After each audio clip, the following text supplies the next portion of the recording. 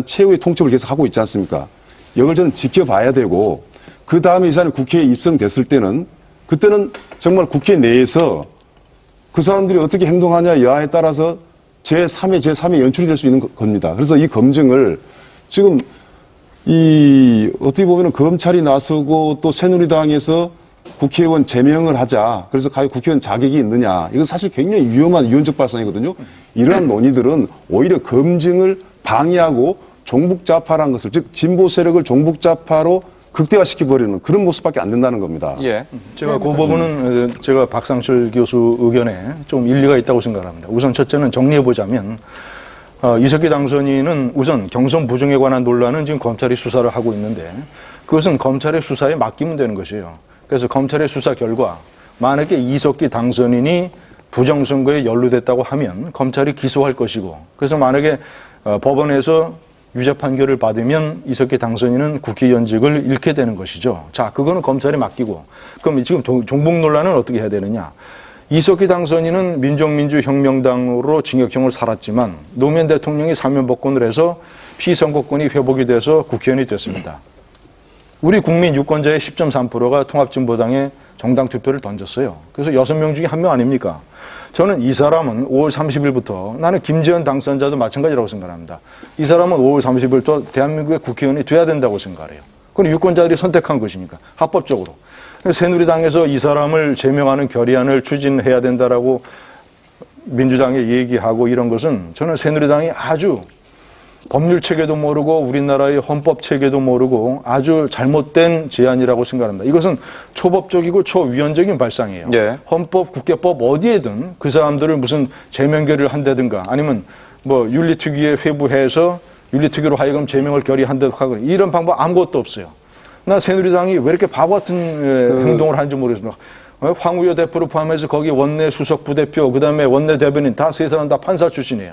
한국의 사법체계를 그렇게 알만한 사람들이 이런 초법적인 발상을 꺼냈다는 자체가 유권자에 대해서 신뢰를 상실하는 것이고 자 그래서 그 문제는 그렇게 당연히 정리돼야 됩니다. 마지막으로 남은 문제는 뭐냐. 자 그렇다면 제가 아까 말씀드린 것처럼 이재호나 김문수와 달리 이석기 당선인은 한 번도 본인이 반국가 단체로 활동으로 징역형을 살았다는 것에 대해서 본인이 생각이나 행동을 바꿨다라는 전향됐다라는 걸 국민들에게 한 번도 얘기한 적이 없기 때문에 자 이제부터는 국회의원이 된 다음에 제가 봤을 때는 본인이 활동을 하는데 만약에 그런 무슨 법률적으로 국가보안법 위반이라든가 이런 행동이 없으면 법률적으로는 아무 문제가 되지 않겠지만 계속 종북주의적 언행을 보인다면 저는 정치적 도덕적으로 대단히 논란이 될 것이고 통합진보당의 그 세력에 상당한 부담이 될 것이라 이렇게 생각합니다. 김 의원님 지금 말씀 가운데 한 가지가 지금 답변이 안 나온 것 같은데 어떤 말씀하셨느냐 하면은 검찰 수사가 검증을 방해하고 있다 이런 말씀하셨어요. 그런데 지금 김 의원님께서는 그건 검찰에 맡기자 이렇게 답을 하셨는데 지금 제기하신 논점 어떻게 답을 하시겠습니까? 그건 박 교수께서 조금 오해를 하신 부분이 사안이 틀리죠. 왜냐하면 검찰이 하는 것은 부정선거, 시민단체가 업무 방해죄로 고발한 사건을 수사하는 것입니다. 예. 따라서 업무 방해죄라는 형법을 위반해서 만약에 실형 이상의 선고를 받으면 국회의원직을 박탈당하는 거 아닙니까? 그 문제고 만약에 검찰이 무슨 당원 명부를 가지고 또는 기타 사안을 가지고 이석기 당선인을 포함한 몇몇 사람에 대해서 또 종북 혐의를 수사하게 된다. 이렇다면 이것 또 다른 논란이 터지고.